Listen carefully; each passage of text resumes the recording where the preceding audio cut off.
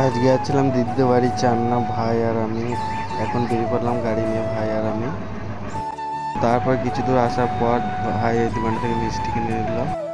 তো তারপরে কিছু দূর আসার পর এখানে কত বাবা ভক্তবৃন্দরা রেস্ট নিচ্ছে আর সামনে আছে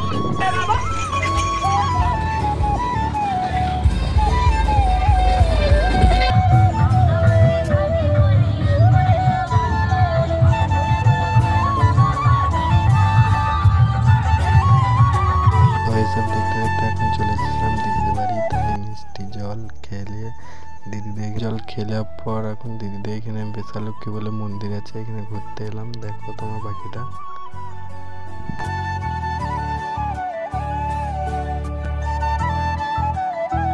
তাই এখন আমাদের ঘোরা কমপ্লিট, এবার আমরা যাচ্ছি বাড়ি। मांगा जो चाहा जो देखा जो